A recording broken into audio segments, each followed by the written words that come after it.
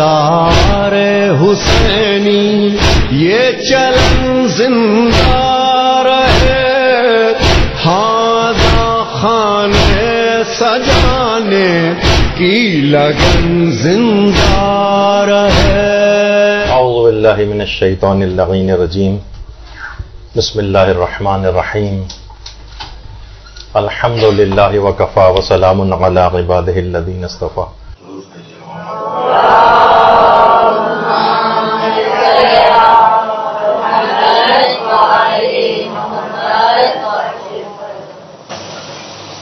رسومات عزاداری کے فقہی مسائل اور احکام کیا ہیں، یہ آج ہماری گفتگو کا موضوع رہے گا۔ اس میں کچھ رسومات عزاداری کے اوپر عام لوگوں کے دماغوں میں کچھ سوالات ابھرتے ہیں، اس کی مشروعیت کے متعلق ان کے دماغ میں وسوسے آتے ہیں، ان کو بھی کچھ آج ذکر کرنا مقصود ہے، اور مراجع کرام وہ ان رسومات کے متعلق کیا ارشاد فرماتے ہیں۔ دیکھیے، مظالم جو بھی اہل بیت پر ہوئے وہ اپنی جگہ، قرآن کی ایک آیت ہے کہ وَذَكِّرْ فَإِنَّ الذِّكْرَ تَنفَعُ الْمُؤْمِنِينَ، اے رسول ذکر کر دیجئے، کیونکہ ذکر کرنا، بار بار ذکر کرنا، یہ صاحبان ایمان کو فائدہ پہنچاتا ہے۔ اچھا، قرآن نے یہاں یہ بات نہیں کہی کہ کس چیز کا ذکر کرنا ہے، کس چیز کی بار بار یاد دہانی کرنی، اور ان یاد دہانیوں کے لیے کن کن ذرائع کو اختیار کرنا ہے۔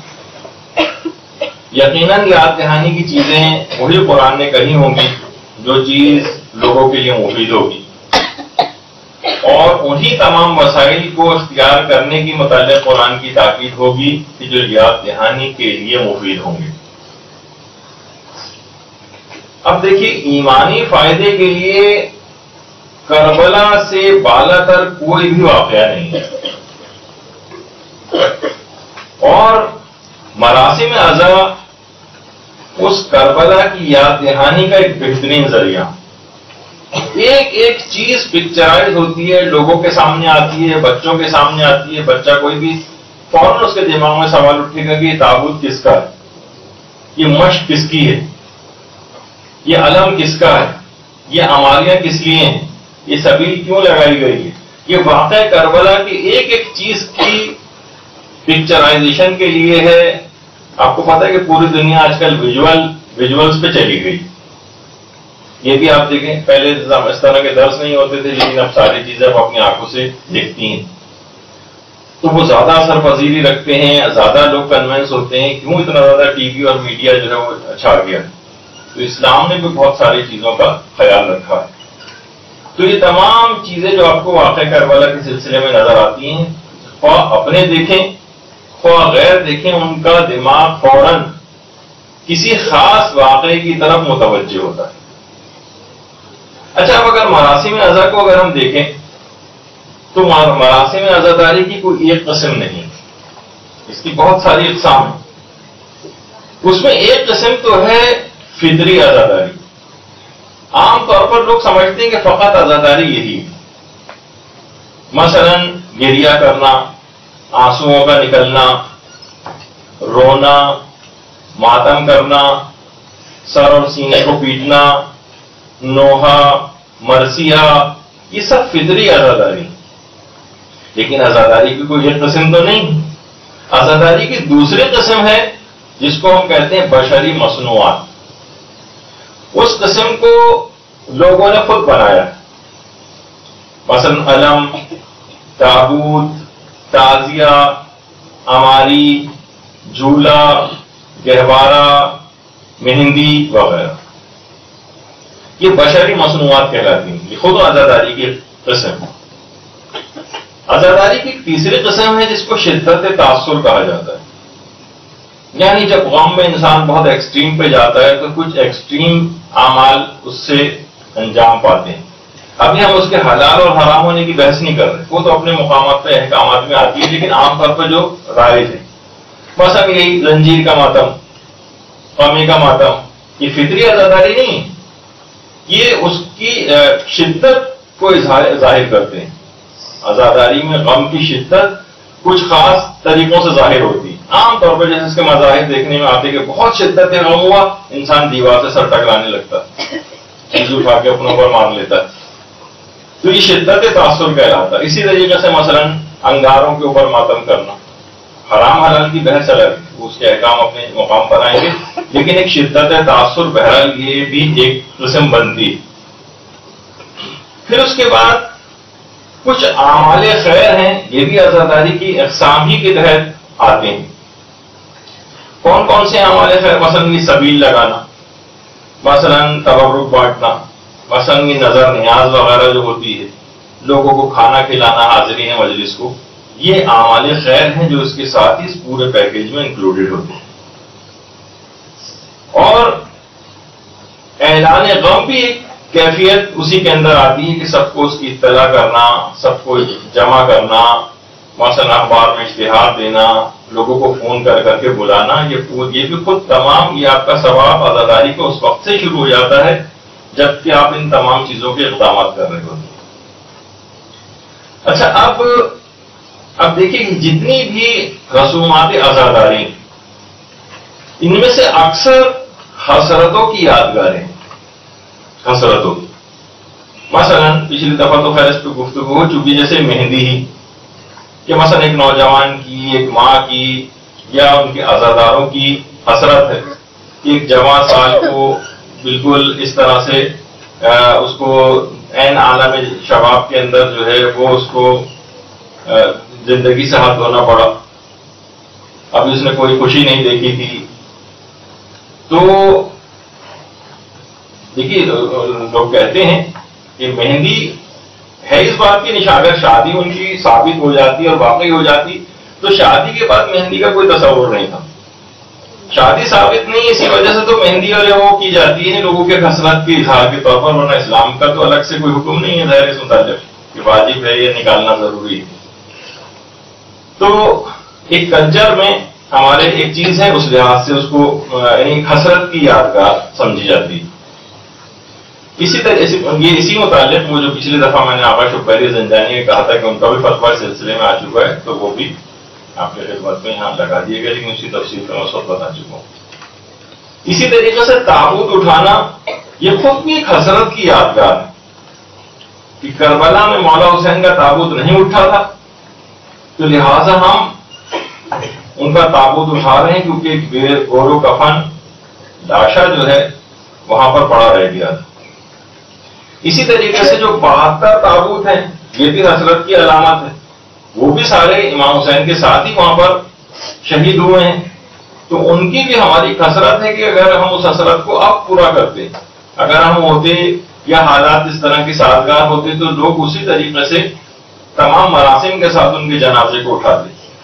تو یہ جو 72 تابوت وغیرہ بھی ہیں، بہت سے لوگ اس پہ اعتراض کرتے ہیں اور ایک آدھ کافی ہے 72 بنانا، یہ تو کوئی اسراف ہے، اور یہ اس طرح کی آوازیں بھی اٹھنے لگی.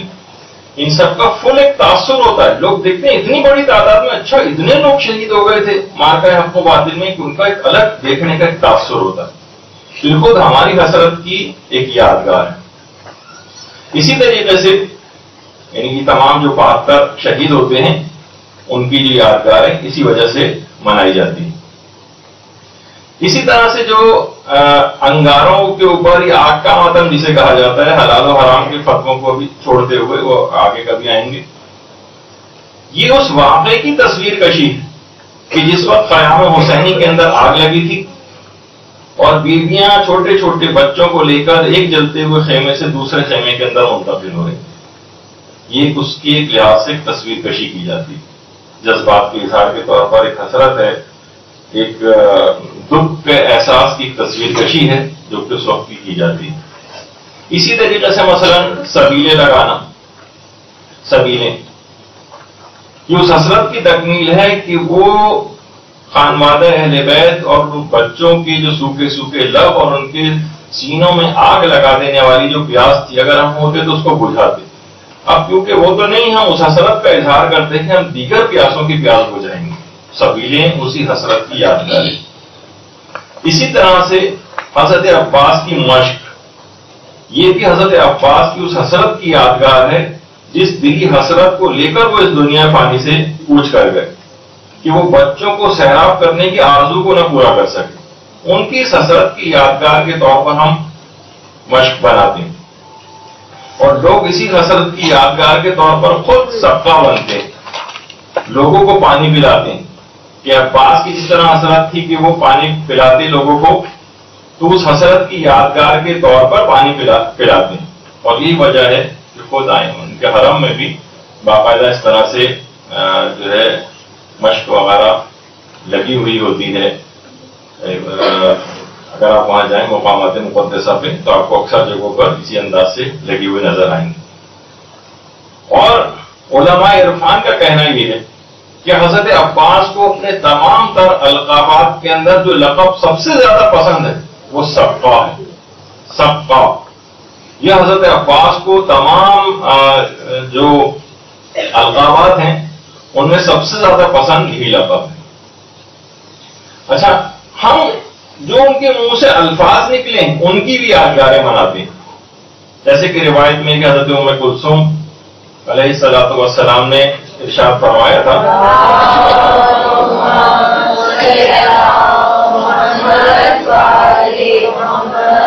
کہ بھائی پانی کی کوئی سبیل کرو. ان الفاظ کی یادگار کے طور پر سبیلیں لگائی جاتی ہیں. پانی کی سبیل کرو تو ہم ان الفاظ کی بھی یادگاریں مناتے ہیں. اچھا, اسی طریقے سے سیلانیوں کو کربلا سے شام تک بے کجاوا اونٹوں کے اوپر بٹھا کر لے جائے گا ان کی اس مظلومیت کو یاد کے طور پر, اس حسرت کے طور پر کہ اگر ہم ہوتے تو اس طرح سے نہیں جانے دیتے ان کو. اور باقاعدہ ہماریاں جو نکالنے جانے کا ایک تصور ہے وہ بھی اس حسرت کی یادگار. ہماری کیوں نکالتے ہیں؟ وہ تو خود بے کجاوا اونٹوں کے اوپر گئی ہیں, اس میں تو کوئی ہماریاں نہیں تھیں, لیکن وہ ایک حسرت ہے کہ ہم اس حسرت کا اظہار کرتے ہیں کہ اگر ہمیں موقع ملتا تو ہم یہ ان کو مہیا کرتے پورے تو اس کو احتشام کے ساتھ ان کو ایک جگہ سے دوسری جگہ جانا ہوتا تو اس پر لے کر جاتے. اسی طرح سے قید خانوں کے اندر نہ بچوں کو رونے دیا جاتا تھا, جبکہ رونے کی آواز بلند ہوتی تھی تو باقاعدہ تازیانے مارے جاتے تھے, بچے گھٹ کے رہ جاتے تھے. ان کی اس حسرت کے اظہار کے طور پر ہم بلند آواز کے ساتھ گریا کرتے ہیں کہ ان کو وہاں پر رونے نہیں دیا گیا لیکن ہم کھل کر روتے ہیں. اس حسرت کا ایک لحاظ سے گویا اظہار کرتے ہیں. اسی طرح سے آئمہ کے قبور کے اوپر دھایا جاتا تھا, اس کے اوپر پانی چھوڑا جاتا تھا. باقی کا تو پورا کا پورا آئمہ کے سارے روزے منہدم کر دیے گئے. اس حسرت کے اظہار اور مظلومیت کے اظہار کے طور پر ہم ذریعے بناتے ہیں. اپنے گھر میں جو لوگوں کے عزاخانے بنتے ہیں اس کے اندر ذریعہ ہوتی ہیں, انہیں کی یادگاروں کو ہم اٹھا کر جلوسوں کے اندر لے کر جاتے ہیں. یہ ساری حسرتیں. اسی طرح سے حضرت عباس کے شان قلم ہو گئے اور ان کا جو علم تھا وہ نیچے گر گیا. اب ہم اس حسرت کے طور پر ہم ہوتے تو اس کو کبھی گرنا نہ دیتے, ہم علم کو اٹھاتے ہیں, اونچے سے اونچا اٹھاتے ہیں, اونچے سے اونچا اٹھانے کی کوشش کرتے ہیں. یہاں تک کہ اگر کوئی ہمارا محب ان کا محب جو ہے ماؤنٹ ایوریسٹ بھی سر کرتا ہے تو وہاں بھی حضرت عباس کا علم لے کر جاتا ہے. تو بہرحال حضرت عباس کا جو علم ہے, اسی طریقے سے کوئی بچہ بیمار ہوتا ہے اس سے اظہار کے طور پر, ایک برکت کے طور پر بھی حضرت عباس کا علم رکھا جاتا ہے. تو بہت سارے دیکھیے اس طرح کی اس کی مشروعیت ہے, اس کی چیزیں ہیں. باقاعدہ شاعر حسینی میں سے اس کو قرار دیا گیا. آیت اللہ صادق روحانی نے اس سلسلے میں باقاعدہ فتویٰ بھی دیا کہ یہ جو پرچم سیاہ ہے یہ اسی عنوان سے لگایا جاتا ہے کہ زمان و مکان اس بات کے لیے آمادہ ہے کہ امام حسین کی آزاداری برپا کی جائے. نہ ان کے بدعت نیست, نہ صرف ان کی بدعت نہیں ہے جیسے کہ اکثر لوگ نعرہ اس میں لگانے لگے کہ کوئی بدعت ہے, زمانے میں تو اس طرح سے کبھی نہیں ہوتا تھا. نہ ان کی بدعت نیست بلکہ از شاعر مذہبی رست استحقاق آیت اللہ صادق روحانی اس کے اندر بھی کہ نہ صرف یہ بدعت نہیں ہے بلکہ یہ اسلام کے اور حسینی شاعر کے اندر سے ہے. اور علم اٹھانا یہ خود تعظیم شاعر حسینی آیت اللہ صافی گل پائگانی نے جامع الاحکام کی جو دوسری جلد ہے اس میں سوال نمبر 1595 کے اوپر کہا ہے کہ حمل علم بعید نیست از تعظیم شاعر محسوب شود و بے اشکال باشد. فرماتے بعید نہیں ہے کہ اسے تعظیم شاعر میں شمار کیا جائے اور اس کو اٹھانے میں کوئی بھی اشکال نہیں ہے. تو دیکھیے یہ تمام چیزیں ایسی ہیں کہ اسی طریقے سے جو شبیہ خوانی کی جاتی ہے، یعنی باقاعدہ بہت سی جگہوں پہ پورا لائیو ایک لحاظ سے اس کو پکچرائز کیا جاتا ہے، پورے منظر کو دہرایا جاتا ہے، یہاں تک کہ آیت اللہ شبیری زنجانی فرق کے حوالے سے جو ایک بات مشہور ہے، وہ خود فرماتے ہیں کہ امام زمانہ علیہ الصلوۃ والسلام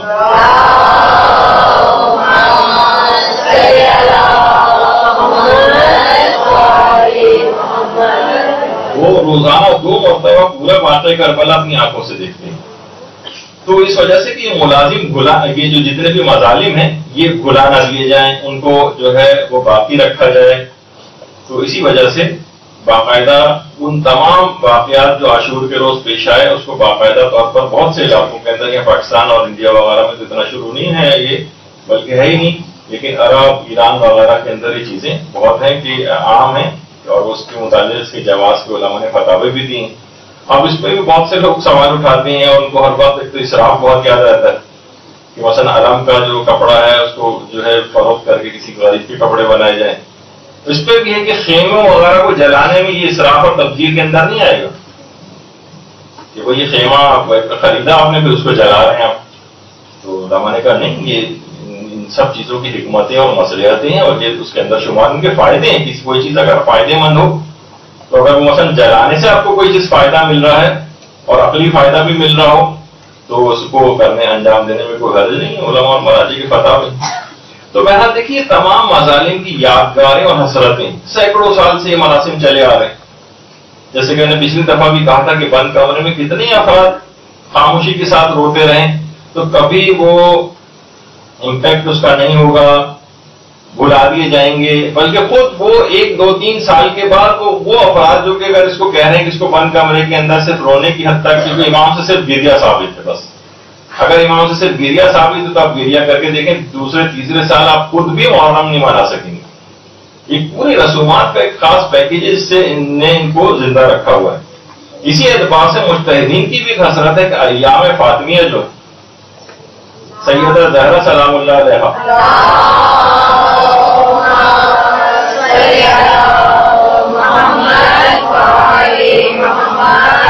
اس کو بھی عاشورہ کی طرح سے منانا چاہیے تاکہ سیدہ کی مظلومیت جو ہے وہ فراموش نہ ہونے پائے. اچھا، اب 2 گروہ جو ہیں خاص طور پر ان مراسم عزاداری کے خلاف عام طور پر نظر آتے ہیں. اب تقریباً 2 اس طرح کے مکاتب فکر ہیں موجود. ایک تو وہی ہے جو کہ شروع سے آپ کا مخالف ہے، جو کہ کچھ ایسے غیر شیعہ حضرات ہیں جو آپ کے ہر فعل کے اوپر اعتراض کرتے ہیں، آپ کی ہر رسم کے اوپر اعتراض کرتے ہیں. اور دوسرا کچھ یہ آوازیں آپ کے اپنے اندر سے اٹھنے لگی.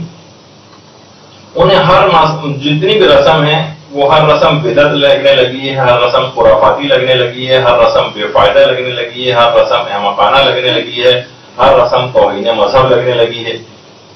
اور وہ شعر بھی اکثر لوگ جہاں کہیں بھی کسی رسم کا تذکرہ ہوتا ہے فوراً ایک شعر جو ہے وہ جڑ دیا جاتا ہے کہ حقیقت خرافات میں کھو گئی اور یہ امت روایات میں کھو گئی.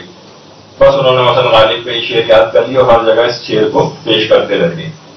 تو دیکھیں مجتہدین ہمیشہ ان مراسم کے بہت زیادہ حمایت میں رہتے ہیں اور ہمیشہ محافظ بن کر سامنے آتے ہیں. اچھا، جب اور کوئی چیز نہیں ہوتی تو پھر ایسے افراد دل ملا کر مجتہدین کو بھی برا بھلا کہنے لگتے ہیں. تو ایک لحاظ سے یہ 2 چیزوں کے اوپر حملہ اب تک ہی کہا جاتا تھا کہ 2 چیزوں سے شیعت کی بقا ہے، ایک تو ہے عزاداری اور دوسرا ہے ہمارے مرجعیت. تو وہ رسومات عزاداری کے خلاف بھی بات کرتے ہیں، وہ والا مقصد بھی پورا ہوتا ہے، اور پھر عوام میں جب بات آتی ہے اور مراجع کے فتاوے پیش کیے جاتے ہیں تو وہ مراجع کو بھی برا بھلا کہنے لگتے ہیں. تو ایک چیز سے بعض اوقات اس طرح سے 2 شکار کیے جانے لگتے ہیں. اور پھر اس کو باقاعدہ بدعت بھی جو ہے کہ رسومات عزاداری بدعت ہیں یہ قرار دیا جانے لگا. اچھا، بدعت کی بھی اگر آپ تعریف دیکھیں، کہا جاتا ہے کہ ہر وہ چیز جو امام معصوم یا معصومین کے زمانے میں نہ ہو وہ بدعت ہے. جو بھی معصومین کے زمانے میں نہ ہو یا رسول اللہ کے دور میں نہ ہو وہ بدعت ہے. اچھا، پہلی بات تو یہ بات یاد رکھنی چاہیے کہ اسلام زمانی کسی تقسیم کا قائل نہیں. یعنی ایسا کوئی رسول نہیں کہ جو چیز زمانے رسول خدا میں نہیں تھی وہ سب کی سب بدعت ہے. اس کا مطلب یہ ہوا اگر ہم اس اصول کو مان لیں تو جتنی بھی ہمارے پاس ایجادات ہیں وہ بھی ساری بدعت ہو جائیں گی. خود وہ معترض بدعت ہو جائے گا مجسم، کیونکہ وہ رسول کے زمانے میں نہیں تھا. ہم سب بھی افراد بدعت ہو جائیں گے، ہم بھی رسول اللہ کے زمانے میں نہیں تھے. اور جیسے کہ علامہ ذیشان الجوادی فرماتے تھے کہ جوا اور شراب کیونکہ زمانے رسول خدا میں تھے لہذا وہ حلال قرار پائیں گے. اگر آپ صرف یہ کہیں کہ صرف جو رسول کے زمانے میں تھی وہ صرف جائز ہے، جو رسول کے زمانے میں نہیں ہے وہ ناجائز ہے، تو پھر ان کو جائز ماننا پڑے گا. تو بہرحال اس کا اصول یہ ہے کہ ہر وہ چیز جو محکم بنیادوں پر اسلامی تعلیمات کے خلاف، یقینی طور پر اسلامی تعلیمات کے خلاف، اور لوگ اس کو جزو دین بنا لیں وہ بدعت ہے. یہی وجہ ہے کہ جو دوسرا مکتب فکر جو آپ تو عام طور پہ آپ پر بدعت کے الزامات لگاتا ہے مختلف مراسم کے سلسلے میں بھی غیر شیعہ افراد کا، وہ ان کے پاس خود یہ والی تقسیم ایک ہوتی ہے بدعت حسنہ اور ایک ہوتی ہے بدعت سیئہ. بدعت سیئہ یعنی ایک اچھی بدعت اور ایک ہوتی ہے بری بدعت. مثلا اچھی بدعات میں انہوں نے جیسے کہ تراویح کو شمار کیا، کہا کہ بدعت ہے، پیغمبر کے زمانے میں نہیں تھی، بعد کے ادوار میں شروع ہوئی ہے، لیکن بہرحال بدعت ہے. اچھا پھر اور بھی بدعت کی اقسام بنائی گئی ہیں. مثلا ایک بدعت حرام ہوتی ہے، ایک بدعت مستحب ہوتی ہے، ایک بدعت واجب ہوتی ہے، ایک بدعت مکروہ ہوتی ہے، ایک بدعت مباح بھی ہوتی ہے. البتہ علامہ ذیشان الجوادی ایک بات بڑی اچھی کہتے تھے، وہ کہتے تھے کہ امت مسلمہ ایک بہت بڑی بدعت کے اندر مبتلا ہے لیکن لوگ اس کے خلاف آواز نہیں اٹھاتے، اور وہ ہے درود میں سے وعلیہ کا لفظ نکال لینا، صلی اللہ علیہ وسلم. یہ مکمل بدعت ہے، یعنی پیغمبر کے حکم کے اور سیرت کے سراسر خلاف ہے کہ اس میں سے وعلیہ کا لفظ نکال دیا جائے. اچھا اب یہ دوسری آوازیں اٹھتی ہے غیروں کی طرف سے بھی اور اپنے لحاظ سے بھی اٹھنے لگی ہے. میں بہت چیزیں آپ کے سامنے ایسی چیز پیش کر رہا ہوں، بہت سی چیزیں اگر آپ پوری دنیا سے آنکھیں بند کر کے بیٹھ جائیں تو آپ کو کچھ ہر چیز اچھی لگے گی، کچھ بھی نہیں ہو رہا. لیکن اگر آنکھیں کھلی رکھتے ہیں تو فتنوں کا ہمیشہ علماء یہ بیان فرماتے ہیں، فتنے جو ہیں ان کو ہمیشہ بہت پہلے ہی سے بالکل ان کے بچپنے کے زمانے میں ان کو قتل کر دینا چاہیے. قتل سے مراد یہ کہ ان جو فتنہ اٹھ رہا ہے نا اس کو پہلے سے ہی ٹرنے پندہ پٹ جس کو کہا جاتا ہے، تو اس زمانے اگر یہ تھوڑا سا بھی اگر یہ بڑھ گیا اور یہ آگے کی طرف چلا گیا اور یہ تناور درخت بن گیا تو پھر اس کے کومپلیں کاٹنے سے کچھ نہیں ہوگا، اس کی جڑیں مضبوط ہو چکی ہوتی ہیں. تو ہمیشہ فتنوں کو بہت ہی ابتدا ہی کے اندر اس کا تفیہ جو ہے وہ کرنا پڑتا ہے. تو کہا کہ جناب یہ جو ہے کہ ہاتھ کا جو ماتم ہے یہ بھی ایذائے نفس ہے. اتنی زور سے آپ مار رہے ہیں اور سینے کو لال کیے دے رہے ہیں اور بعض اوقات کھال بھی پڑ جاتی ہے اور سینہ نیلا پڑ جاتا ہے، تو یہ تو خود کو اذیت پہنچانا ہے. آپ کے ہاتھ آزاد ہیں، دشمن سامنے موجود ہے، تو یہ طاقت دشمن کے اوپر استعمال ہونی چاہیے. اچھا آپ دیکھیے اس کی حکمت بھی آپ سمجھیں. دیکھیے عام طور پر وہ تمام اعمال جیسے منہ پیٹنا ہے عزاداری میں یا سینہ پیٹنا ہے، وہ یہ کہتے ہیں کہ دیکھیے یہ اذیت ہے، اور انسان خود کو اذیت اس کو پہنچانا کیسے جائز ہو گیا؟ خود کو اذیت پہنچانا تو جائز نہیں ہونا چاہیے. دیکھیے اس میں بات آ جائے گی تو پھر اس کے بعد میں آگے اس میں اصل جو معاملہ اس کی طرف ہم چلے جائیں گے. ایک ہوتی ہے ایذائے نفس، یعنی اپنے نفس کو اذیت دینا، کبھی حقیقی ہوتی ہے اور کبھی اعتباری ہوتی ہے. مثلا میں اس کو مثال دیتا ہوں، یعنی ایک ریلیٹو ہوتی ہے ایک چیز اور ایک ہوتی ہے بالکل حقیقت. مثلا 1000 کا نوٹ دیکھا جائے تو ایک پرنٹڈ کاغذ ہے، اگر حکومت اس پر سے اپنے اعتبار کو اٹھا لے اور یہ کینسل عموماً نوٹ وغیرہ کینسل ہو جاتے ہیں، تو اس کی حیثیت ایک رتی کے برابر بھی نہیں ہوتی. صرف اخبار میں ایک نوٹس آئے گا فلاں والے نوٹ 500 کے نوٹ جو بڑے والے تھے وہ کینسل کر دیے گئے. اب کیا ہے اس فلاں تاریخ کے بعد وہ اس نوٹ حکومت نے اس پر سے اپنا اعتبار اٹھا لیا. اچھا اب کچھ چیزیں ایسی ہیں جیسے تعظیم کرنا، اہانت کرنا، اذیت دینا، یہ کبھی اعتباری ہوتی ہیں، کبھی اس میں قصد و ارادہ شامل ہوتا ہے اور کبھی قصد و ارادہ نہیں ہوتا. مثلا اگر کوئی شخص سجدہ کر رہا ہو تو چاہے وہ تعظیم کی نیت کرے یا نہ کرے، اس کا یہ عمل خود بخود تعظیم شمار ہوتا ہے، سجدہ کرنا. لیکن اگر کسی عالم بزرگ کو دیکھ کر کھڑا ہو رہا ہے اگر کوئی شخص، تو اس کے لیے اس وقت شمار ہوگا کہ جب وہ تعظیم کا ارادہ کرے. ہمیشہ کبھی بھی کسی کو دیکھ کر کھڑا ہونا یہ تعظیم کے لیے نہیں ہوتا. بعض اوقات مارنے کے لیے بھی انسان کھڑا ہوتا ہے. تو ہمیشہ یعنی قیام کرنے کے لیے باقاعدہ اس کو قصد اور ارادہ کرنا پڑے گا کہ میں اس نیت سے اٹھ رہا ہوں فلاں کے احترام میں، تب یہ تعظیم شمار ہو. لیکن کسی کے سامنے اگر سجدہ کر رہا ہو تو چاہے وہ ارادہ کرے یا نہ کرے، ہر صورت میں وہ تعظیم ہی سمجھا جائے گا. اچھا، اسی طرح سے کسی کی توہین کرنی ہے، مثلا دیکھیے جو کچھ چیز ایسی عقلی طور پر سمجھنی پڑیں گی. مثلا کسی کو تماچا مارنا، خواہ کوئی شخص ارادہ کرے یا نہ کرے، خود بخود تماچا مارنا توہین سمجھا جائے گا. لیکن مثلا اگر کوئی شخص باپ کے سامنے سگریٹ پی رہا ہو تو اس وقت تک توہین باپ نہیں سمجھا جائے گا جب تک کہ معاشرہ اس سلسلے میں کوئی حتمی فیصلہ نہ کر چکا ہو. ایک دفعہ میں نے مثال دی تھی کہ بہت سی کچھ عرب ممالک ایسے ہیں جہاں مثلا بیٹیاں باپ کے ساتھ بیٹھ کے سگریٹ پیتی ہیں. ابھی بتانا بھی وہ مشکل چیز ہوتی ہے، بعض اوقات اس کو دیکھ کے بھی لوگ برائی کو بھی جو اڈاپٹ کر لیتے ہیں سن کر، لیکن وہاں معیوب نہیں سمجھا جاتا. لیکن ہمارے ہاں کتنے بھی آدمی 50 سال کا ہو جائے اور 70 سال کے ابا 80 سال کے اس کے سامنے آ جائیں، ہمیشہ سگریٹ چھپا لی جاتی ہے. تو عام طور پر کیا ہے کہ یہ اس وقت تک شمار نہیں ہوگا ابا کی توہین جب تک کہ وہ معاشرہ کوئی اس میں اسٹیٹس سیٹ نہ کر دے کہ جناب ہاں اس سے توہین ہوگی. اچھا، اب ایک چیز اور بھی ہے، آج کل ایک چیز بہت ہو گئی ہے، وہ آپ بار بار سنیں گی کہ مختلف مراسم عزاداری میں آج کل نوجوانوں نے ایک چیز سیکھ لی ہے، وہ صرف رہبر معظم کا ایک فتویٰ صرف اور صرف اس کے متعلق ہے، قمازنی کے متعلق، اور دیگر مراسم کے اندر انہوں نے صرف ایک شرط کے طور پر جو ہے اس کو ذکر کیا ہے، لیکن کسی پر حکم نہیں لگایا. تو نوجوانوں نے کیا کیا، فوراً اس چیز کو پکڑ لیا. اب کوئی بھی رسم اعضاء ان کو نظر آتی ہے، فوراً کہتے ہیں توہین مذہب. حالانکہ خود علماء نے کہا کہ توہین ایک علاقے کے اعتبار سے بھی الگ ہو سکتی ہے. جیسے ابھی آپ نے سنا وہاں پر باپ کی توہین شمار ہوگی اگر یہاں پر کوئی سگریٹ پیے گا، لیکن اور کسی عرب کنٹری میں وہاں توہین شمار نہیں ہو رہی. جیسے پچھلی دفعہ ہم نے مثالیں دی تھی کہ یہاں امام بارگاہ اور مسجد کے اندر سگریٹ پیے گا لیکن وہاں بیٹھ کے حقہ بھی پیتے ہیں تو توہین شمار نہیں ہو رہی ہے مثلا. تو بہت ساری اس طرح کی چیزیں ہیں، اور ہر چیز میں توہین توہین توہین، جس طرح باقاعدہ کوئی لے کر بیٹھا ہوا ہے کوئی چیز. اب بہت سی چیزیں اچھی بھی نہیں لگتی ہیں بیان کرنی. وہ مولانا اشرف علی تھانوی جو ہمارے برادران سنت کی قائل ہیں، انہوں نے اپنی کتاب میں بھی چیز لکھی کہ چاند رات کو سب لوگ چاند دیکھنے کے لیے جا رہے تھے. ایک عورت کہ ہاتھ پہ کوئی نجاست لگی ہوئی تھی، کہنے لگے عام طور پہ عورتیں جو ناک پہ ہاتھ رکھ کے بات کرتی ہیں. تو کسی نے کہا چاند کا ہے، تو اس نے ناک پہ ہاتھ رکھ کے اوپر دیکھا، چاند نظر آتا. کہا چاند نظر تو آ رہا ہے لیکن بہت ہی بدبودار چاند.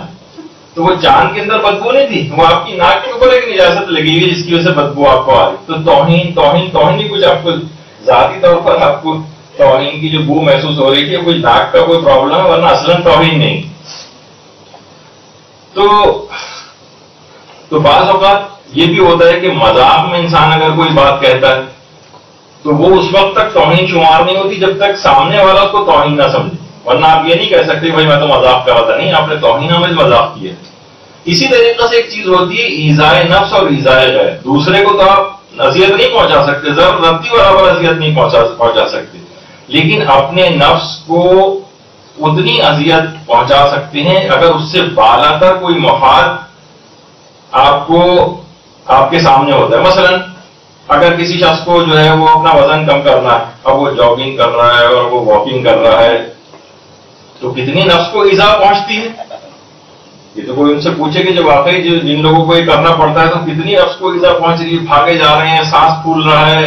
اور لیکن کیا ہے، وہ کہتے ہیں اس سے بالاتر ایک مفاد ہے ہمارے سامنے. مثلا انسان صبح کی نیند قربان کر کے فجر کی نماز کے لیے اٹھتا ہے، اذیت ہو رہی ہے اس کو گرم گرم بستر چھوڑ کے جانے میں سردیوں کے دنوں میں، لیکن کیا ہے اس سے بڑا ایک مفاد اس کے سامنے ہوتا ہے. اسی طریقے سے مثلا سخت گرمیوں میں روزے آ جاتے ہیں، اس کے نفس کو اذیت پہنچ رہی ہوتی ہے، ایذائے نفس ہے ایک لحاظ سے دیکھا جائے، لیکن کیا ہے وہ کہتا ہے کہ نہیں، اس سے کہیں بڑا اور ایک بالاتر مفاد وہ ہمارے سامنے ہے. یعنی بلند مقصد اور زیادہ فائدے کے لیے اگر انسان اذیت اٹھاتا ہے تو ایک عین عقلی چیز ہے. اسی طریقے سے جیسے کہا جاتا ہے کہ جناب اس میں آپ کو کیا، انسان بہت سی چیزیں کتنی خوشی خوشی تکلیفیں اٹھاتا ہے، مثلا حج و عمرے کے جو سفر کرنے کے لیے جاتے ہیں لوگ، حج پہ کتنی تکلیفیں اٹھانی پڑتی ہیں اس کو. تجارت کے سفر کے لیے جاتا ہے، کتنے لمبی لمبی فلائٹس لینی پڑ رہی ہیں اور ٹرانزٹ لینے پڑ رہے ہیں، اس کو تھکاوٹ ہو رہی ہے. آپ سیاستدانوں کو آپ دیکھتی ہیں کہ کتنی محنتیں کر رہے ہیں، پسینے میں شرابور ہو رہے ہیں، جانوں کو خطرے کے اندر ڈال رہے ہیں، خطاب کرنے کے لیے جا رہے ہیں. لیکن کیا ہے کہ ان کے سامنے کوئی ان کا بالا تر مفاد سامنے ہوتا ہے. اسی طریقے سے مثلا جنگ کرنے والے ہیں، حرم کا دفاع کرنے والے ہیں، اس میں ان کو کتنی اذیتیں برداشت کرنا پڑتی ہیں. لیکن کیا ہے کہ ان تمام باتوں سے معاشرے میں عدل قائم ہوگا، حرم کا دفاع ہوگا. کاروباری آدمی سوچتا ہے کہ معاش میں میری ترقی ہوگی. نیند سے اٹھ کے نماز فجر پڑھنے والے، رمضان کی گرمیوں میں روزے رکھنے والے کے سامنے آخرت کا بہت بڑا مفاد ہوتا ہے. تو اس لیے بعض اوقات دنیاوی ہلاکت کو بھی انسان برداشت کر لیتا ہے. ایک ہوتی ہے ہلاکت دنیاوی اور ایک ہوتی ہے ہلاکت اخروی. دیکھیے ائمہ کا موت کی طرف سے بڑھنا جبکہ وہ علم غیب رکھتے تھے کیا معنی رکھتا ہے؟ مثلا امام حسن علیہ السلام کا زہر آلود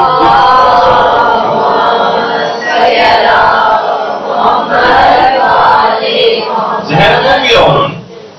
امام حسین جانتے بوجھتے جو ہے کربلا کے میدان میں کیوں گئے جبکہ معلوم تھا کہ وہاں پر جا کر زندگی سے ہاتھ دھونا پڑے گا؟ امیر المومنین علیہ السلام نے اپنے ملزم کو سوتے سے کیوں اٹھایا جبکہ معلوم تھا کہ مجھے قتل کرے گا؟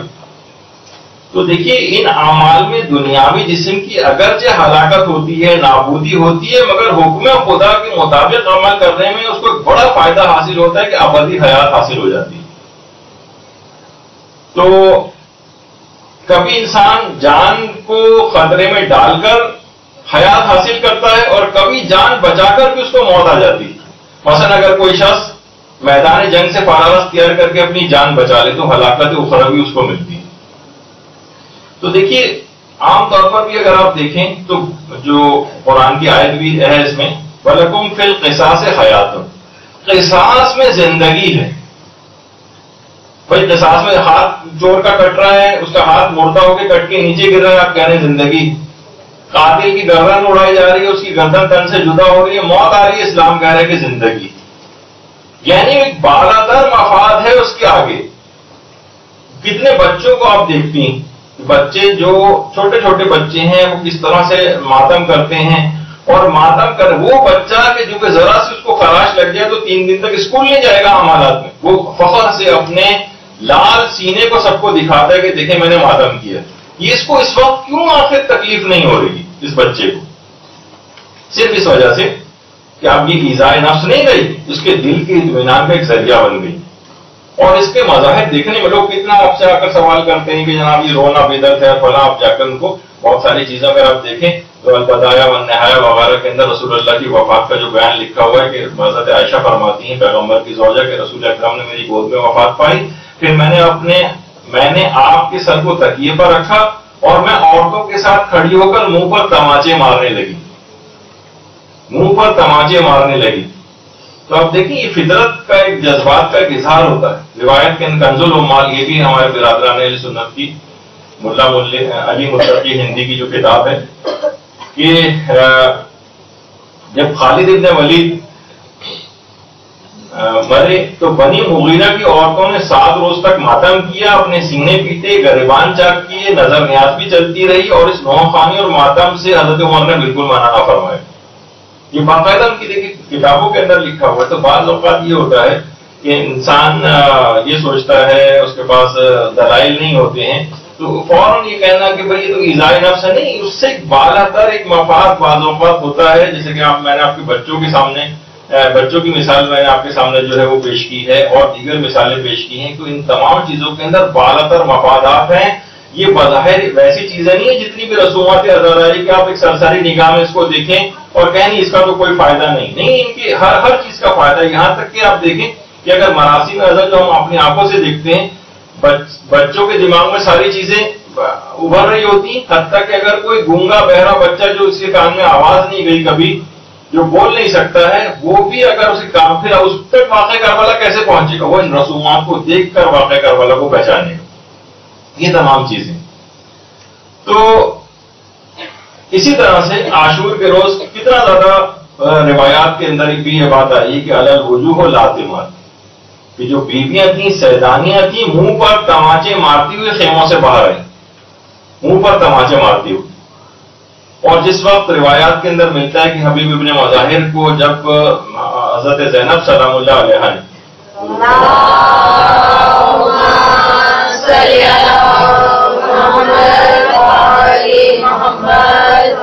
پیغام پہنچایا تو حبیب نے اپنے منہ پر تماچے مارے اور سر پر خاک اٹھا اٹھا کے ڈالنے شروع کی. اب کسی کے سامنے موجودہ جتنے بھی معترضین افراد ہیں ان کے سامنے اگر حبیب کا یہ عمل رکھا جائے گی, حبیب کے سامنے ہوتے تو کہتے ہیں حبیب یہ کیا توہین مذہب آپ کر رہے ہیں, آپ رجل فقیہ ہیں, امام نے آپ کو کہا ہے فقیہ کا تو یہ کام نہیں کہ زمین سے مٹی اٹھا کے اپنے سر کے اوپر ڈالے. تو یہ ایک انسانی جذبات کا ایک اظہار ہوتا ہے جو جس کا حبیب جیسے فقیہ نے بھی اس کا مظاہرہ کیا ہے, اور آپ اس کو جو ہے خلاف عقل قرار دے رہے ہیں, ان کو خرافات قرار دے رہے ہیں, ان کو توہین مذہب قرار دے رہے ہیں. تو ایسا کوئی بھی نہیں.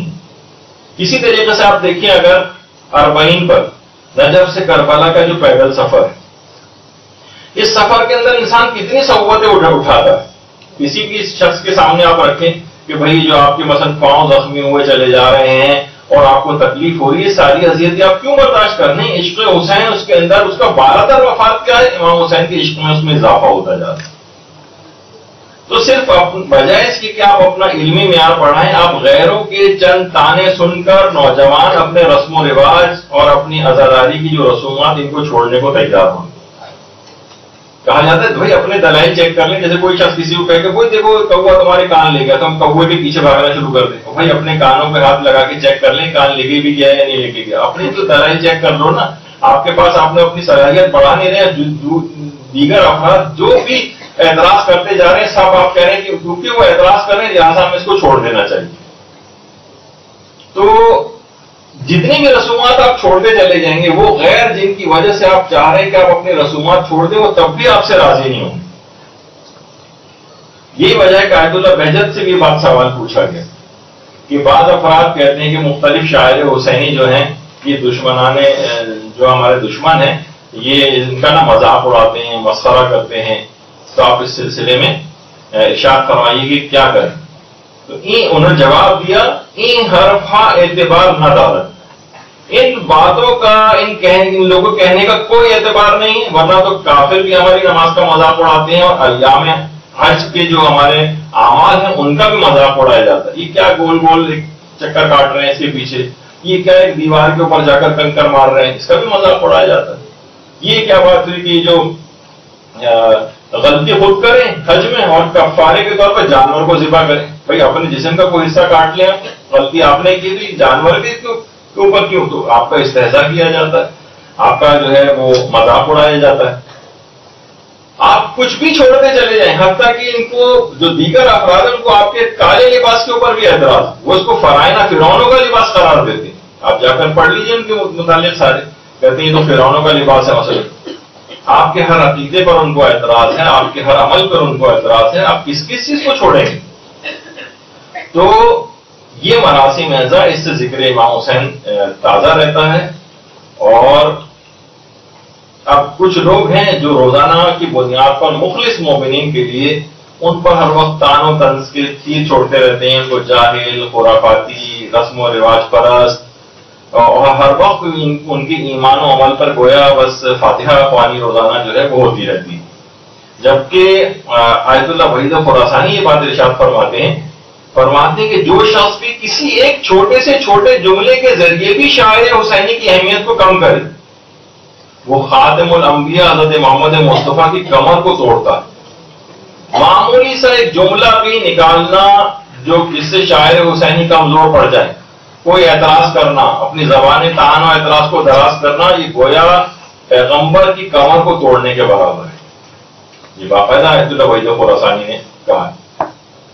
تو اگر کسی کو کوئی واقعی کوئی کسی غلطی کو نشاندہی کرتا ہے, اس کی افادیت کو بڑھانا چاہتا ہے, تو اس کے بہت سارے ہیں, اس کو اچھے طریقے سے مثلا اس چیز کی تبلیغ کرے. لیکن یہ تان و تشنیع کرنا, ہر وقت قوم کو برا بھلا کہتے رہنا, یہ اچھا طریقہ نہیں.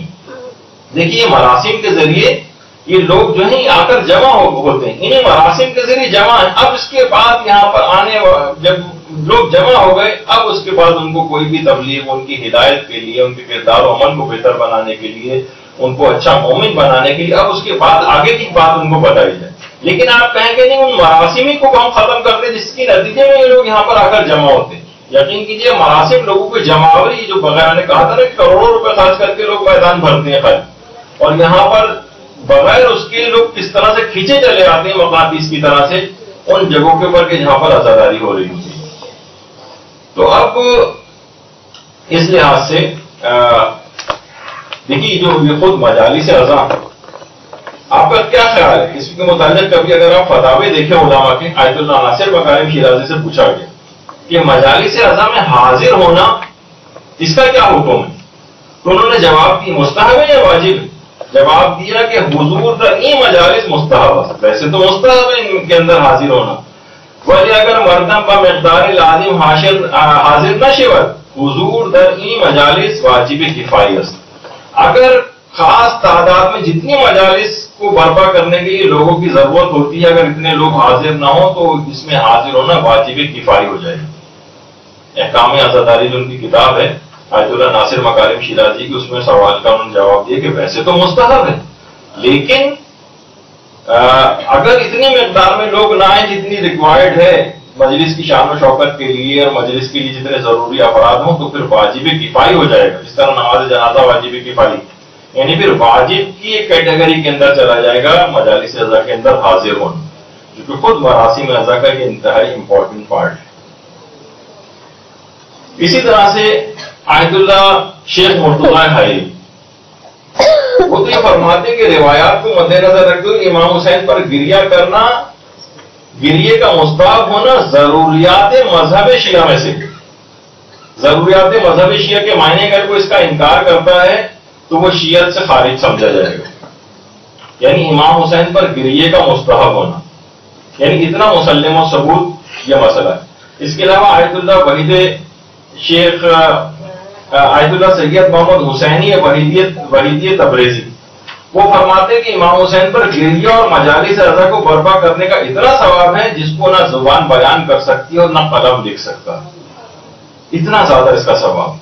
اس کو کوئی بھی نقصان اس طرح سے پہنچانا اعتراضات کر, یہاں تک کہ آیت اللہ مرشی نجفی فرماتے تھے اپنے وصیت نامہ میں لکھا تھا کہ مجھے قبر میں لٹانے کے بعد دفن سے پہلے امام حسین کی رخصت کے مسائل مجھ وہاں پڑھنا, اور جس رومال سے میں امام حسین اور اہل بیت کے مصائب پر جاری ہونے والے آنسوؤں کو پوچھتا تھا دفن کے وقت اسے میرے سینے پر رکھ دیا جائے. اتنی اہمیت ہے ان تمام مراسم کی, اس کے نتیجے میں بہنے والے آنسوؤں کی. اور آیت اللہ احمد انصاری فرماتے تھے رحلت سے پہلے فرمایا تھا کہ دنیا سے خالی ہاتھ جا رہا ہوں, ایک عمل سے امید ہے وہ ہے امام حسین پر گریہ, صرف اس سے امید ہے کہ یہ شاید مجھے بچا لے. اور علامہ مرتضی عسکری فرماتے تھے آیت اللہ مرتضی عسکری کہ معصومین کی عزاداری ان کی تعلیمات کو زندہ رکھنے کا مصداق ہے, یعنی یہ جتنے بھی مراسم عزا انجام دیتے ہیں اس سے ان کی تعلیمات زندہ ہوتی ہیں. آیت اللہ فاضل انکرانی فرماتے تھے کہ اگر امام حسین کا قیام نہ ہوتا تو پہلی صدی میں اسلام کا سورج غروب ہو جاتا, اور عزاداری امام حسین اسی قیام کو زندہ رکھنے کا سبب, یعنی امام حسین نے اس قیام کو زندہ اور باقی اس عزاداری کی رسومات میں رکھا ہوا. اور آیت اللہ محمد تقی جعفری فرماتے ہیں کہ عزاداری امام حسین کے بارے میں سوال کرنا جائز ہے یا نہیں. یہ سوال کرنا ایسا ہی ہے جیسے ہی سوال کیا جائے کہ حق کا دفاع کرنا واجب ہے یا نہیں, ظالم کی مخالفت واجب ہے یا نہیں, اور عدل و انصاف جائز ہے یا نہیں. یعنی اتنی ایسی بات ہے کہ آپ گویا اس طرح سوال کر رہے ہیں, یعنی حیرت کا اظہار کیا کہ عزاداری امام حسین کے بارے میں سوال کرنا. اور آیت اللہ مجتہدی تہرانی فرماتے تھے کہ میرے جتنے بھی درس ہیں ان میں کامیابی کی وجہ درس کے ساتھ ساتھ مجالس توسل اور ذکر امام مصائب امام حسین اور سینہ زنی, یعنی میں نے جتنی کامیابیاں دینی طور پر حاصل کی وہ ان رسومات عزاداری بھی اس کے ساتھ یہ میں بجا لاتا تھا, اس وجہ سے حاصل کی.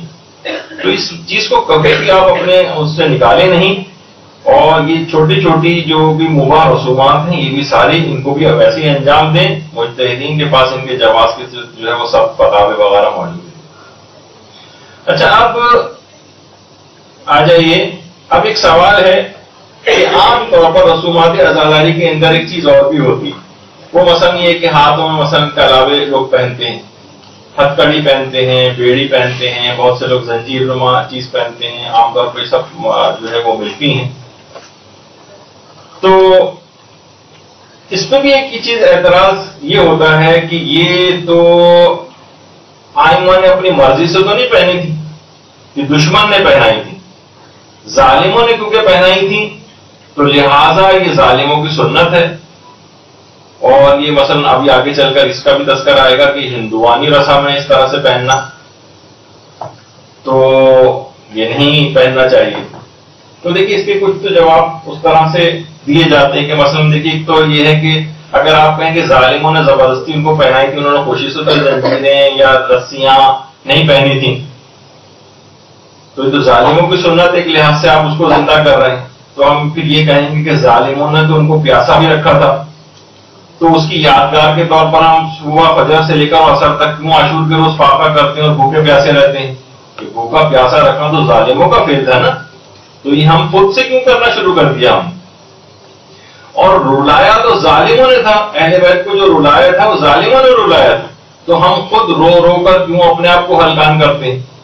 یہاں تک کہ ہمیں علماء بھی روتے اور سسکتے جو ہے وہ نظر آتے ہیں. اس دن کے بجائے ہم کیوں نہ خوشی کا غم کا اظہار کرتے ہیں تاکہ دشمن جو ہے ہمارا ہمیں خوش دیکھ کے اور جلے مثلا. لیکن نہیں، ایسا نہیں ہوتا. یعنی اگر دشمن نے رلایا تھا، دشمن نے پیاسا رکھا تھا، دشمن نے، وہی جواب جو اس کا ہے وہ جواب اس کے لیے بھی ہوگا. اچھا اب دیکھیے لوگوں کی جو نیت ہوتی، ان چیزوں کو پہننے سے مومنین کو آئمہ کی مصیبت کی یاد دہانی ہوتی. میں نے خود بہت سے لوگوں سے جو یہ پہنتے ہیں ان سے پوچھا کہ یہ آپ کیوں پہنتے ہیں، یعنی نیت آپ کی خود بھی تحقیق کیا کریں نا، لوگوں سے جا کر پوچھا کریں کہ ان کی نیت کیا ہوتی. تو سب نے کہا کہ ہمیں قید و بند جو ہے حرم اہل بیت کی قید و بند یاد آتی ہے، ان کے پابند سلاسل بستیوں میں کس طرح سے جھگڑا گیا تھا ان کی مصیبت یاد آتی ہے، اہل بیت کا غم جو ہے وہ ہر وقت ہمارے سامنے تازہ رہتا ہے. اور کسی نے تو بہت اچھا جملہ بھی کہا اس سلسلے میں کہ یہ جو ہم کہتے ہیں کہ یا لیتنی کنت معکم فافوز فوزا عظیما، کہ ہم بھی مولا آپ کے ساتھ ہوتے تو ہم بھی عظیم کامیابی حاصل کرتے. تو انہوں نے فرمایا بڑا اچھا جملہ کہ ہم اگر ان کے ساتھ ہوتے تو ہمارے ساتھ کیا ہوتا؟ ہم شہید ہوتے، ہم قید کیے جاتے، ہم زندان و درباروں میں لے کر جائے جاتے، ہمیں ہتھکڑیاں ڈالی جاتی، ہمیں بیڑیاں پہنائی جاتی، ہمیں توپ و سلاسل اور رسیوں میں جھگڑا جاتا. مائیں اس نیت سے پہلے پہناتی رہی ہیں. دیکھیے بہت ساری نیتیں ایسی ہیں جو شروع میں تھی، اب نکل گئی، تو اس کو دہرانے کی ضرورت ہے نیتوں کہ بہت سی رسومات دیکھیے باقی رہ گئی، نیت نکل گئی. اس نیت سے پہناتی تھی کہ اگر دین کے لیے تمہیں پابا زنجیر بھی ہونا پڑے، تمہیں دین کے لیے رسیوں کے اندر جھگڑا بھی جانا پڑے، تو تم اس کو برداشت کرنا اور امام حسین اور ان کے خانوادے کی یاد اس طریقے سے مناؤ تاکہ تمہارے دماغ میں ہر وقت ان کی یاد تازہ رہے. جب بھی تم اپنے ہاتھ میں مثلا جو ہتھکڑی یا کڑا یا جو کوئی بھی اس طرح کی چیز پہنی اس کو دیکھو تو فوراً یاد کرو. اکثر لوگ کہتے ہیں کہ ہم جب بھی دیکھتے ہیں ہم درود پڑھتے ہیں ان کے اوپر. آپ بھی پڑھ لیجیے.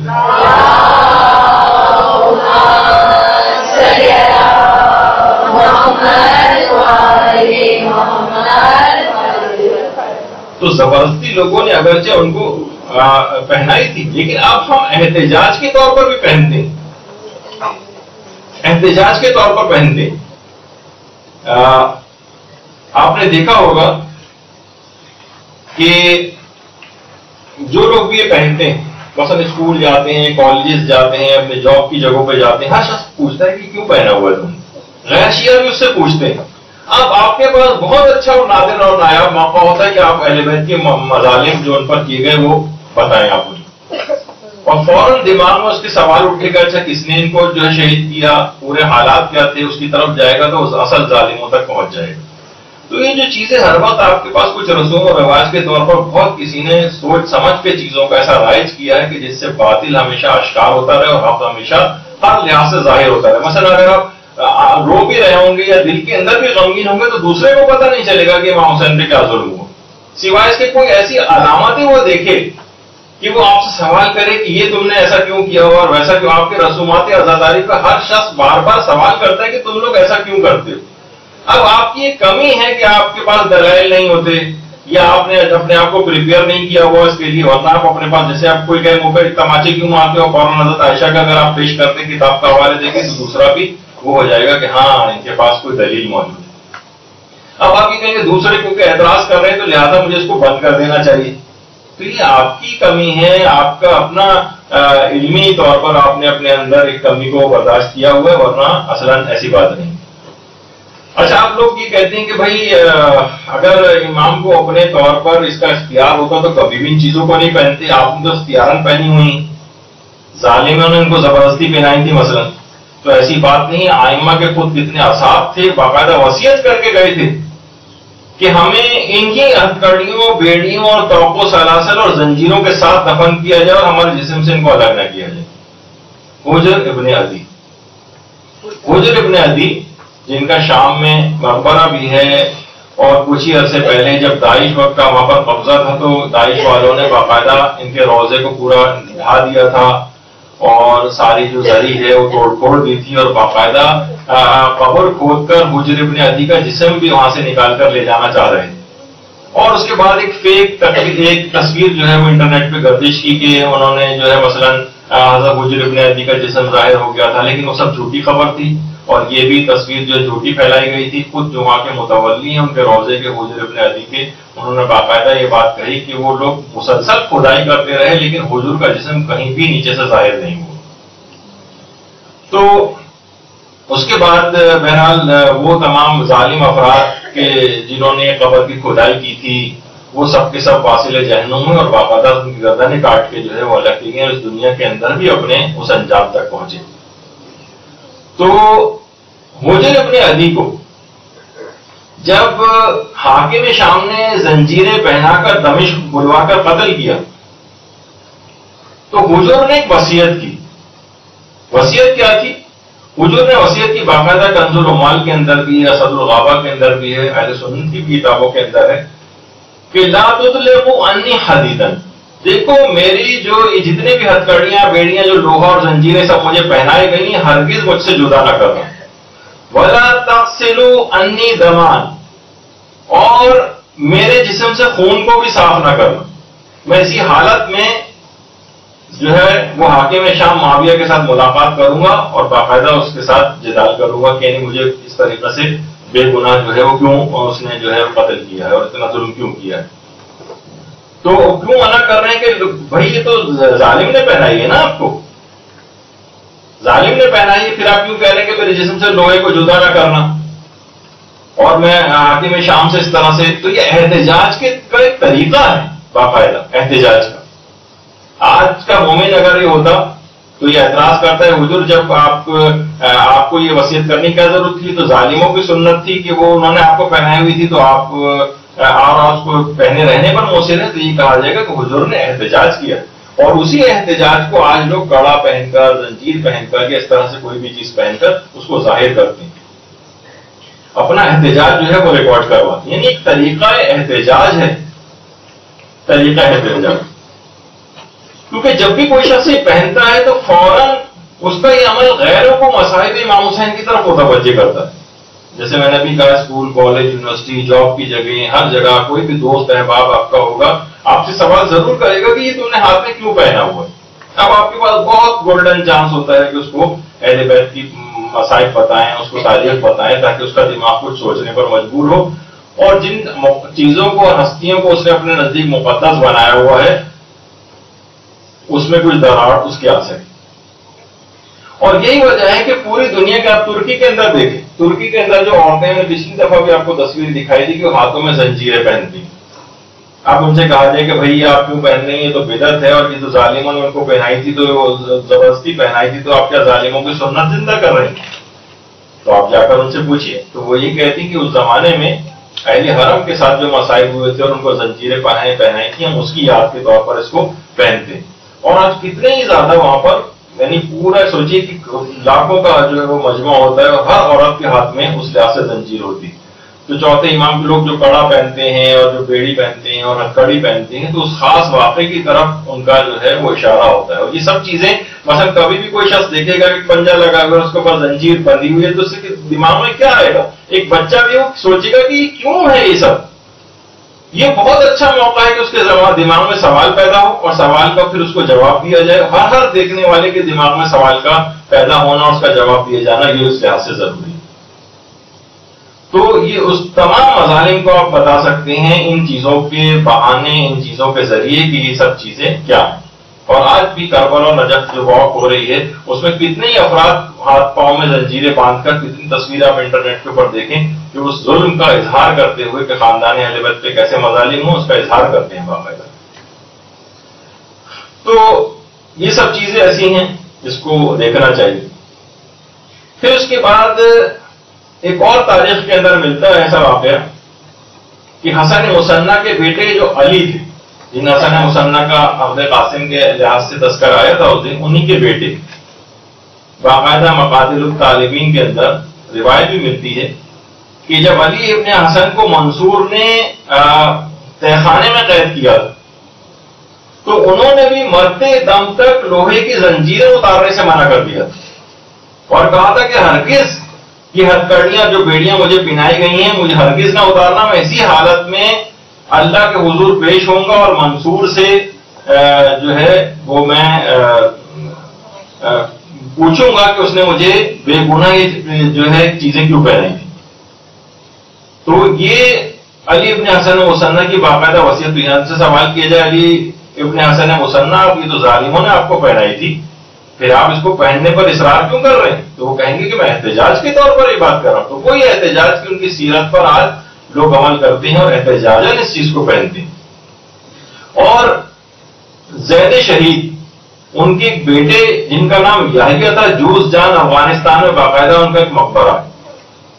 عبد الرزاق المکرم نے ایک کتاب پوری لکھی ہے زید شہید پر، زید شہید کے حالات میں. اس میں انہوں نے لکھا ہے باقاعدہ کہ ان کی شہادت کے بعد ان کے لاشیں سے ہتھکڑیاں اور بیڑیاں کھول کر الگ کی گئی تھیں ان کی شہادت کے بعد. تو شیعہ مومنین کی پوری جماعت نے لوہار سے جا کر بات کی اور کہا کہ تم یہ ہتھکڑیاں، بیڑیاں اور زنجیریں ہمیں فروخت کر دو. اور اتنی زیادہ لوگوں کی رغبت تھی ان کی ہتھکڑیوں، بیڑیوں اور زنجیروں کو خریدنے میں کہ باقاعدہ پھر سمجھے ایک لحاظ سے معاذ اللہ اس کو کہنا نہیں چاہیے جس طرح آپشن ہوتا ہے، اور باقاعدہ 20,000 درہم ان کی ہتھکڑیوں اور بیڑیوں کی قیمت لگی تھی. لیکن صاحبان ایمان کی پوری جماعت نے یحییٰ کی ان ہتھکڑیوں اور بیڑیوں کو خریدا تھا اور بعد میں لوہار کے ذریعے ان کے چھوٹے چھوٹے پیس کروائے تھے اور مومنین نے اپنی انگوٹھیوں میں نگینے کے طور پر اس لوہے کو پہنا. یعنی تاریخ اسلام میں، شیعت کی تاریخ میں، مومنین میں شروع سے اس طرح کی رسمیں رائج رہی ہیں جس سے ہمیشہ ان کی شہادت کو منایا جاتا رہے. یحییٰ جس مظلومانہ طریقے سے شہید ہوئے لوگوں کو دکھانے کے لیے ہر وقت ہاتھ میں انگوٹھی رہے گی، ہر وقت ان کی یاد تازہ رہے گی. جو لوہا اس کے اندر پہنا، ہر شخص پوچھے گا کہ مثلا یہ تو عقیق ہوتا ہے، فیروزہ ہوتا ہے، اس کی جگہ لوہا کیوں لگا ہوا ہے؟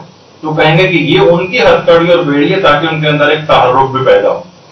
تو بہرحال اسی طرح سے علماء فرماتے ہیں کہ ہمارے ساتویں امام، امام موسی کاظم علیہ السلام،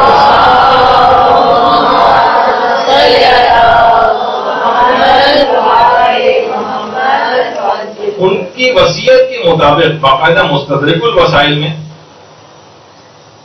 شیخ حسین نوری نے باقاعدہ چیز لکھی ہے کہ امام کی وصیت کے مطابق انہیں زنجیروں اور بیڑیوں کے ساتھ ہی دفن کیا گیا. تو امام نے کیوں؟ مولا آپ کو تو ظالموں نے پہنائی تھی، زبردستی پہنائی تھی.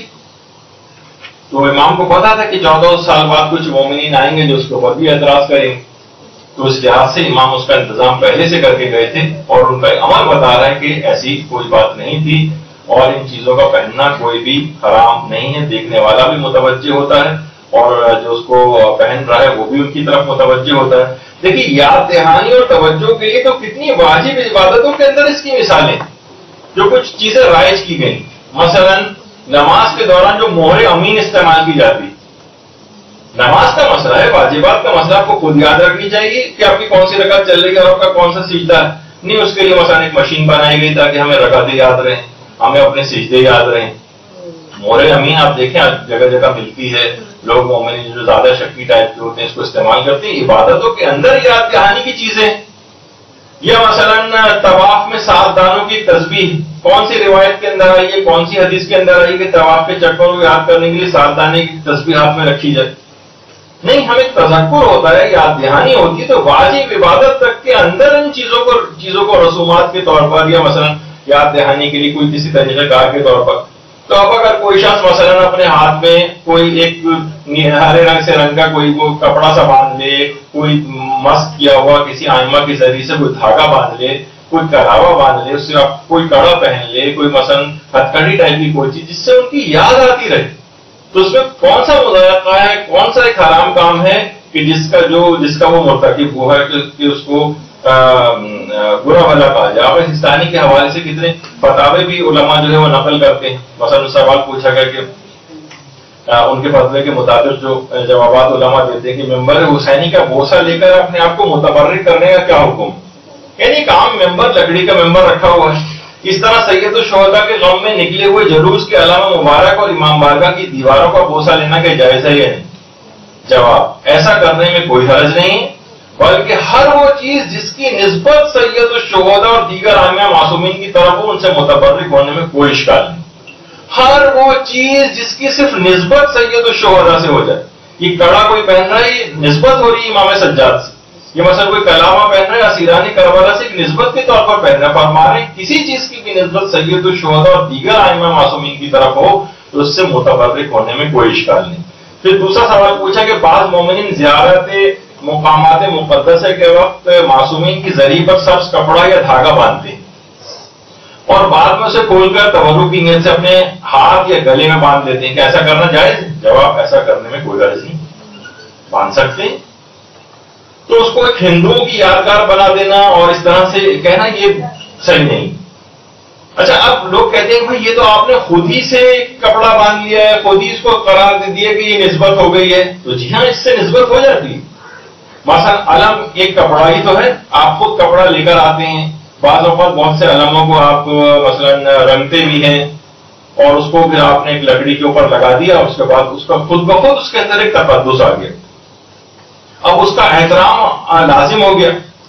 مثلا نوجوانوں کے لحاظ سے کہوں، لڑکوں کے حوالے سے کہ مثلا ابھی شادی بھی نہیں ہوئی، صرف بات طے ہوئی ہے، منگیتر ہوئی، اور ان کے لیے ایک خود بخود ایک غیرت کا ایک احساس اس کے اندر پیدا ہو جاتا ہے.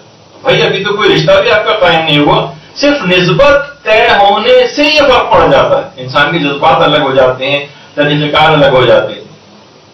اسی طرح سے علماء اس کی مثال دیتے ہیں جیسے غلاف کعبہ.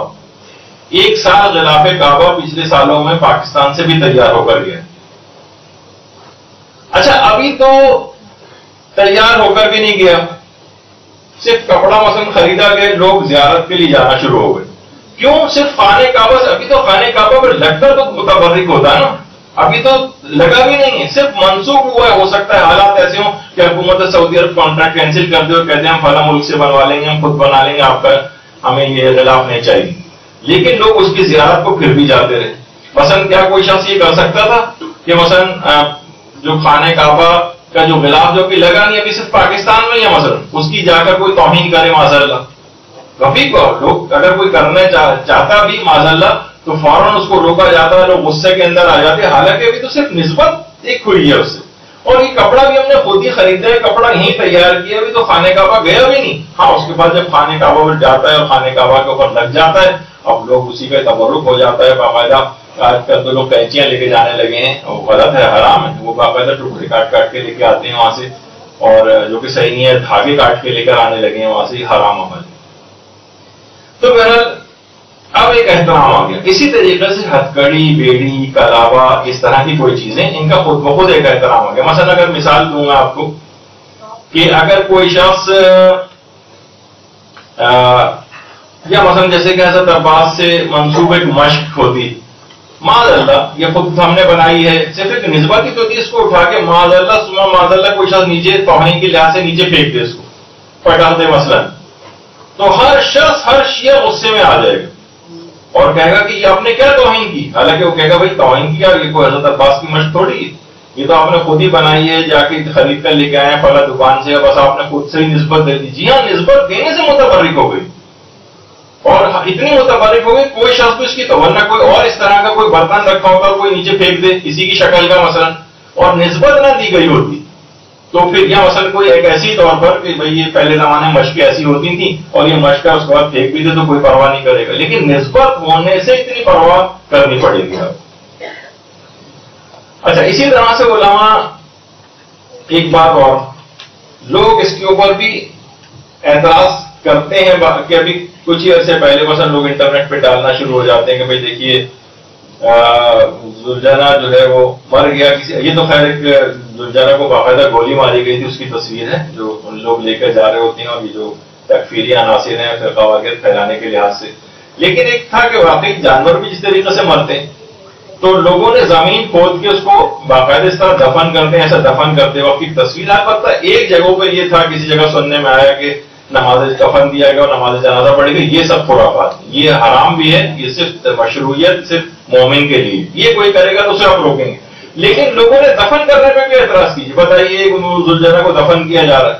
بھائی اگر آپ دیکھیں تو یہ کل تک لوگ آپ کو ہنسیں گے، کیا پسند اگر آپ دفن نہیں کریں گے تو معاذ اللہ سما معاذ اللہ سے کہیں کوڑے کے ڈھیر پہ آپ پھینکیں گے جا کر، تاکہ پوری دنیا ہنسے آپ کے اوپر کہ دیکھیے کل تک تو اس کو چومتے تھے اور ہاتھ لگاتے تھے اور متبرک سمجھتے تھے اور آج اس کا یہ حال کیا ہوا. تو اور ویسے بھی تعفن پھیلتا ہے اور چیزیں ہوتی ہیں، تو باقاعدہ دفن کرنے کی حد تک وہ ہے. تو ان چیزوں کے اندر زلجانہ وغیرہ کے اندر بھی خود بخود نسبت کی وجہ سے ایک تقدس آ جاتا ہے. تو یہ تمام چیزوں کو لوگوں کو سوچنا چاہیے. اسی طرح سے جس طریقے سے ذریعے امام حسین علیہ السلام جو ہے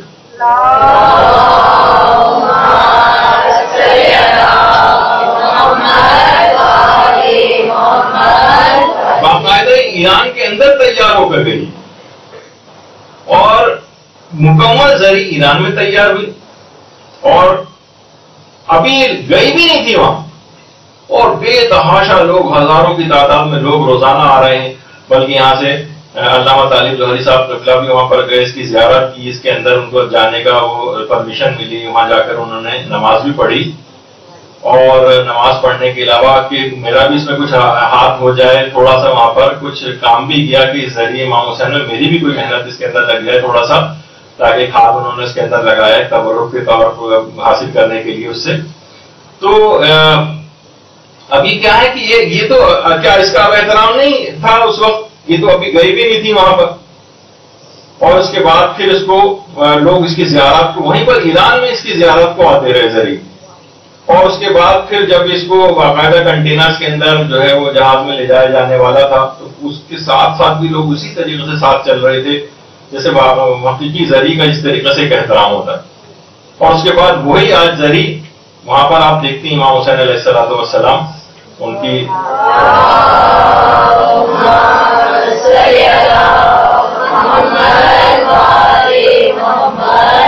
تو ایک نسبت کا ایک احترام آ گیا. وہی چیز کسی بھی جگہ جا کر تیاروں سے بھی منسوخ ہو جائے، ہو سکتا ہے نہ بھی وہاں پر جا کر لگے، لیکن پھر بھی خود بخود اس کا احترام کرنا لازم اور ضروری ہو جاتا ہے.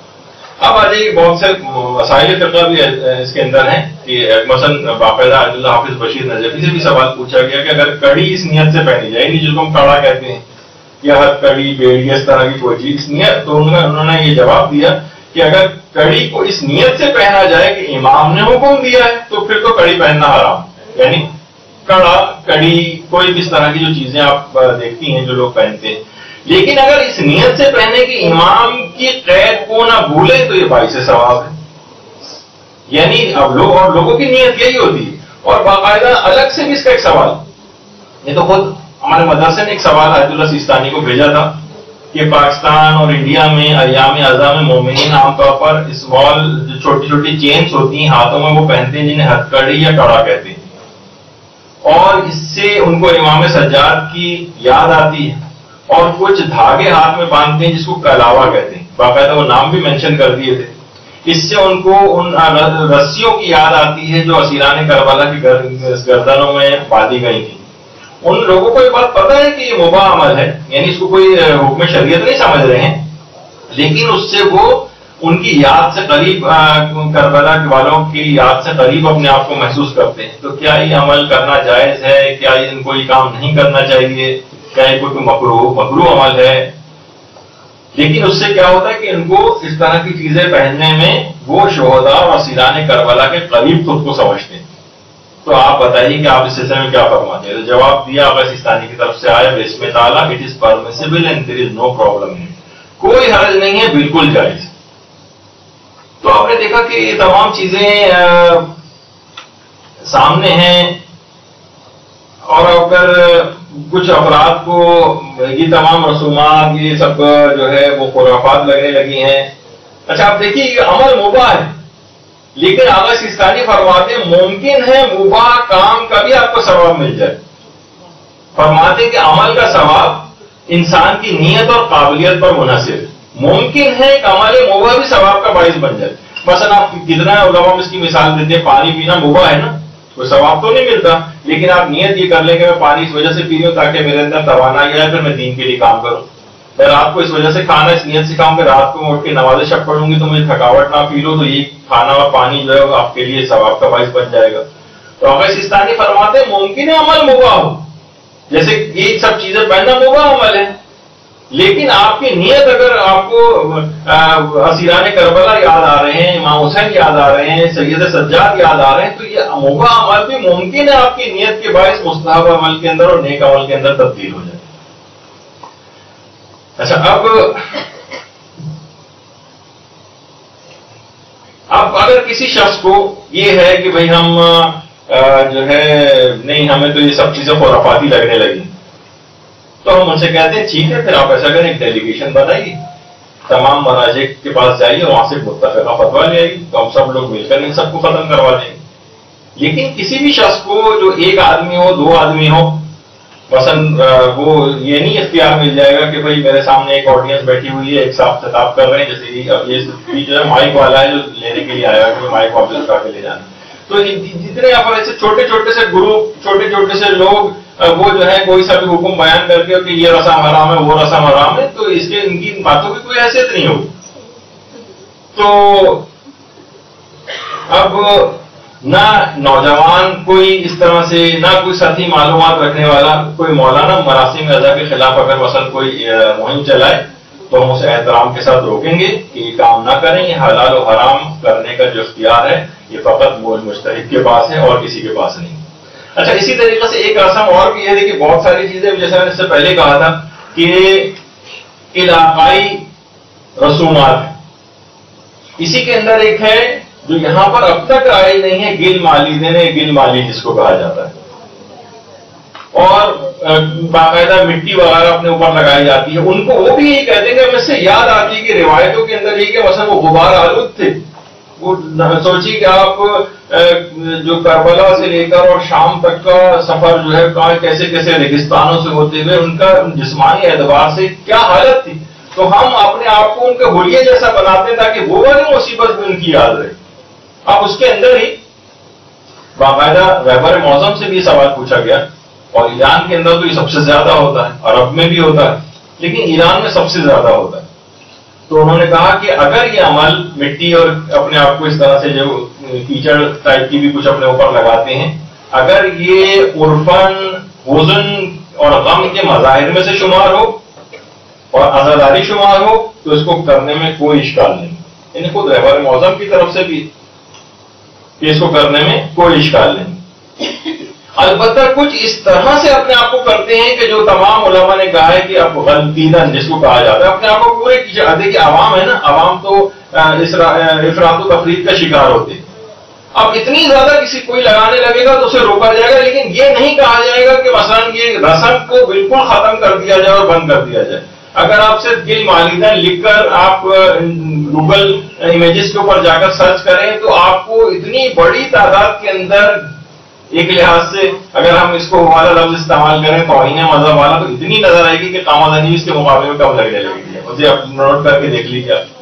تو مقصد کہنے کا یہ ہے کہ یہ بہت لوگ جب حد سے، خاموش رہ کے ذرا سنیے، لوگ جب حد سے زیادہ تجاوز کرتے ہیں تو ان لوگوں کو، یعنی ہم اس رسم کو ختم نہیں کریں گے بلکہ ان کو اعتدال کے اندر لوگوں کو لے کے آئیں۔ مثلا اگر کوئی شخص واقعی جیسے عام طور پہ ہوتا ہے اتنی بڑی بڑی تلواریں جو ہے مارنے لگے، تو جن کے یہاں جائز کیے وہ بھی علماء کہتے ہیں کہ بھائی اس میں بھی اعتدال میں رہ کے کیا جائے، آپ کے نقصان کوئی نہ پہنچ جائے آپ کو۔ یعنی جو جواز کے بھی قائل ہیں وہ بھی اتنے زیادہ اس میں اسراف کرنے کو نہیں کہتے، حد سے تجاوز کرنے کو نہیں کہتے، جیسے عام طور پہ عوام عام طور پہ کرنے لگتی۔ تو لیکن اس کو ختم نہیں کر دیں گے، کیونکہ مثلا ہم کہیں گے جب بل والدین کے مجھے یہ پسند اپنے غبار آلود اپنے آپ کو کرنا یا مثلا اپنے جسم کے اوپر مٹی وغیرہ لگانا، تو یہی وجہ ہے کہ آیت اللہ صادق روحانی نے اس سے بھی پوچھا گیا، انہوں نے کہا کہ غلطیدن در گل کار صحیح نہیں، یہ تو صحیح نہیں کہ انسان پورا لت پت اس میں ہو جائے، اما مختصری پہ پیشانی زدن خوب تھوڑی سی اگر پیشانی پہ لگا لی جائے، اور یہ خود آیت اللہ صادق روحانی جن کا فتویٰ ہے وہ خود اس عمل کو انجام دیتے ہیں، اپنی پیشانی کے بعد تھوڑی سی مٹی لگانا، یہ غم و حزن کی وہاں پر ایران کے اٹھ کے اندر ایک علامت اور ایک نشانی وہ سمجھی جاتی ہے، اور باقاعدہ انہوں نے اپنی جو آفیشیل ویب سائٹ ہے اس پہ اس کے فتوے بھی دیے کہ تھوڑا سا صرف پیشانی پہ لگانا بس یہ مطلوب ہے۔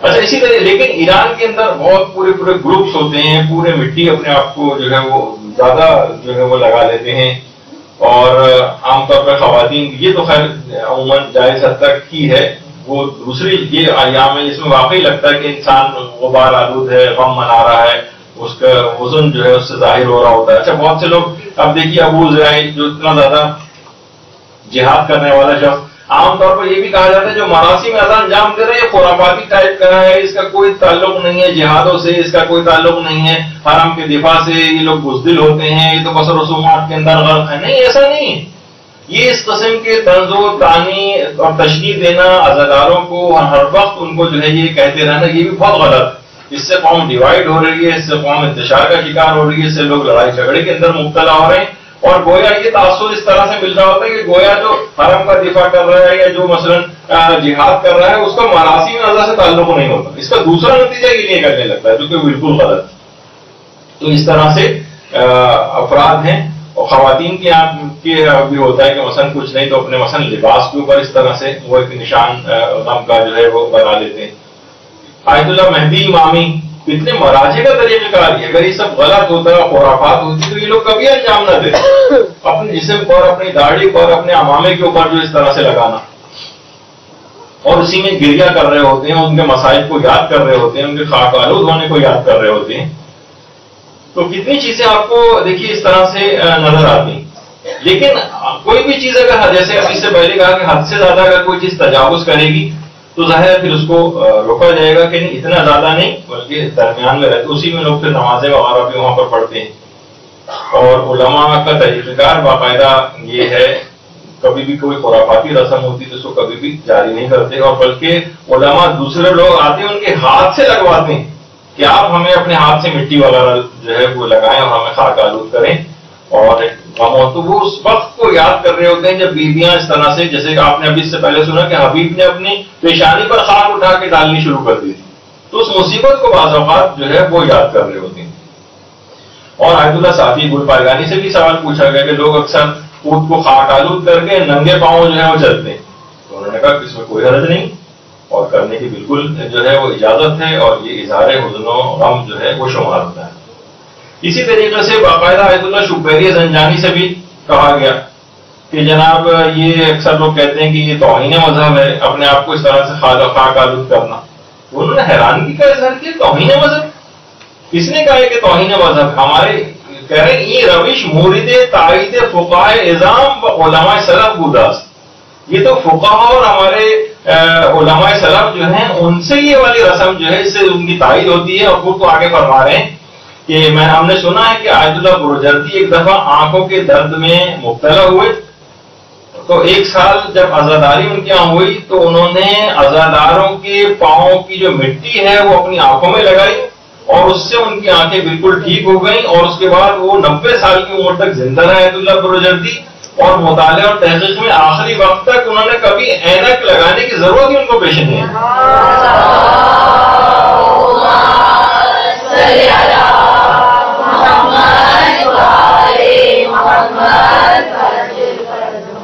تو بہرحال اس لحاظ سے آپ دیکھیں کہ یہ اس کو علماء وہاں پر بھی طریقہ کار رائج ہے، ہر جگہ پر ایک غم و حزن کی علامات کے طور پر ہے، لوگ اس کو خرافاتی کہیں کچھ کہیں، لیکن تمام علماء نے اس کی اجازت دی ہے. خود آیت اللہ شکری زنجانی ان کا ابھی آپ نے سنا، ان سے بھی جب یہ سوال پوچھا گیا کہ اپنے جسم پہ لوگ اس طرح سے لگا لیتے ہیں مٹی اور ننگے پاؤں جو ہے عزاداری میں چلتے ہیں، تو انہوں نے کہا کہ مانے نہ درد کوئی حرج نہیں ہے، بلکہ از مصادیق تعظیم شاعر و مستحب است، یعنی یہ تعظیم شاعر حسینیہ کے اندر شمار ہوگا، اس کی تعظیم کرنے میں شمار ہوگا، اور یہ مستحب بھی.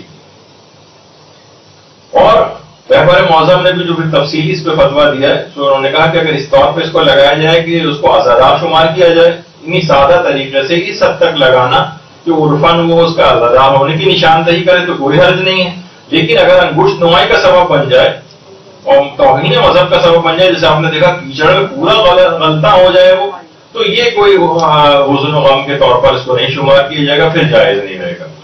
تو انسان جو ہے وہ اس طرح سے اپنے آپ کو رکھے. اسی طریقے سے دیکھیے علماء نے اس پہ بھی فتاوے دیے ہیں کہ جناب عزاداری امام حسین میں گریبان کو چاک کرنے کا جو ہے جو حکم ہے وہ کیا ہے، کوئی حرج نہیں ہے، گریبان بھی چاک ہو سکتا ہے. اس کے علاوہ چہرے پر گریبان چاک کرنا اور چہرے پر خراشی ڈالنا، آیت اللہ ہاشمی شاہرودی فرماتے جب مختلف علماء کے آپ کے سامنے پیش کر رہا ہوں کہ صرف چند لوگوں کے نہیں بلکہ تمام علماء کے فتاوے اس طرح سے کہا ہے بالکل جائز ہے، چہرے پر خراشیں تک جو ہے وہ ڈالی جا سکتی ہیں. اب کوئی لاکھ کہے کہ بھئی یہ تو توہین مذہب آپ کو ہو رہی ہے، سے نہیں. اور آیت اللہ حافظ بشیر بھی فرماتے ہیں کہ مجھے نجف میں رہتے ہوئے 50 سال ہو چکے ہیں، میرے ناقص خیال کے مطابق اہل بیت کی محبت جتنی پاک و ہند کے شیعوں اور بالخصوص برصغیر کے شیعوں میں پائی جاتی ہے، بالعموم اس محبت کا مظاہرہ اہل بیت کے مصائب و فضائل کا اہتمام دنیا کسی اور خطے میں اور کسی قوم میں نہیں پائی جاتی. یعنی آپ کو باقاعدہ افتخار ہے، بہت سے مراسم کے ذریعے تو اپنے افتخار اپنا جو ہے وہ برقرار رکھا ہوا کہ آپ ایسے مراسم انجام دیتے ہیں کہ اس سے محبت اہل بیت کا اظہار ہوتا ہے. اب دیکھیں کہ لوگ کس طرح عزاخانوں کے اندر نوجوان مصروف ہو جاتے ہیں اور جناب وہ لگائے جا رہے ہیں اور زلجھنوں کو سجایا جا رہا ہے، اور جناب ایسے ایسے طریقوں سے جو ہے وہ تابوت بھی سجائے جا رہے ہوتے ہیں. کسی بھی حالت آپ کہیں گے تو اسراف ہے، اتنا زیادہ پیسہ اس پہ خود خرچ کیوں کیا جا رہا ہے؟ نہیں، لوگوں کی وہی ایک اس سے بالا تر ایک بہت بڑا مفاد آپ کے سامنے، اس سے جو لوگ اٹیچ ہو رہے ہیں، مذہب کے قریب آ رہے ہیں، وہ ان رسومات کے ذریعے آ رہے ہیں. چھوٹی چھوٹی بچیاں، اب کوئی کہے کہ جناب عام طور پر اس پہ میں اس دفعہ آیا نہیں، ورنہ اس پہ بھی لوگ کہتے ہیں کہ اس پہ اثرات آپ لوگوں کی ذرا وہ ہے فائدے مندی چیز ہو جاتی ہے. وہ اگر میں اس کا ذکر کرتا کہ بھائی جو ہے یہ لوگ کالے کپڑے جو ہے ہر سال جو ہے خواتین سلوانے جاتی ہیں، تو اگر وہ سلوا بھی رہی ہیں، مثلا جس بچی کے لیے بھی تو ہرے رنگ کا یہ سب پہنایا باقاعدہ خریدا ہوگا، پہنایا جانے کے لیے سلوایا گیا ہوگا، یہ کوئی فیشن کے طور پر تو نہیں ہے. لیکن ان جس طریقے سے تمام چیزوں سے علامتوں سے اظہار ہوتا ہے غم کا، اس کے لیے اگر کپڑے سلوانے بھی آپ کو پڑے وہ ٹھیک ہے، ہدف خود نمائی نہیں ہونا چاہیے، ہدف کوئی فیشن نہیں ہونا چاہیے. اور بہت مشکل ہے، میں سمجھتا ہوں کہ کوئی مومن یا مومنہ ایک فیشن کے طور پر کالے کپڑوں کو سلوائے اور غم کا اور امام حسین کا کوئی خیال اس کے دماغ میں نہ ہو، اپنی کسی نفسانی خواہش کے لیے کرے. نہیں، ایسا میں نہیں سمجھتا. کوئی اگر ہے تو اپنی نیت کی اصلاح کرے. لیکن بہرحال یہ سب چیزیں اس کو تو بہرحال ایک چیز یہ، اور دوسرا مراسم میں عزاداری برپا کرنے والوں پر خرافاتی اور بزدل ہونے کا طنز، یہ بالکل بھی مناسب نہیں، اس کو نہیں کرنا چاہیے. اور یہ آخر میں بس اس پہ ہم اینڈ کرتے ہیں. اگرچہ بہت سی رسومات عزاداری باقی رہ گئیں کہ اس کو حرام قرار دینے کا اختیار کسی بھی مومن یا عام مولانا کو نہیں. یہ مرجع کا کام ہے، اور مرجع ہی اس کو اس سلسلے میں جو بھی اس سے ہٹے گا وہ فتنہ و فساد پھیلائے گا. اور امام خمینی نے فرمایا کہ اختلاف اور تفرقہ یہ شیطان کی طرف سے ہے اور اتحاد و وحدت رحمان کی طرف سے. تو کوشش یہ کریں کوئی بھی ایسا چیز نہ ہو کہ جس سے معاشرے کے اندر کوئی انتشار اور اختلاف ہو. دین کے محافظ علماء کرام ہمارے اور جو مراجع اعظام ہیں، مجتہدین ہیں، وہ دین کے محافظ ہیں. کوئی بھی اگر ایسی بات ہوگی تو ان کی طرف سے صحیح طور پر حکم اس کا آئے گا، ہم اس کے مطابق عمل کریں گے. چھوٹے موٹے میرے جیسے کسی آدمی کو حق نہیں ہے کہ وہ جو ہے کسی رسم عزاداری کو حرام کرا دے. وصلی اللہ علی محمد وعلیہ وسلم.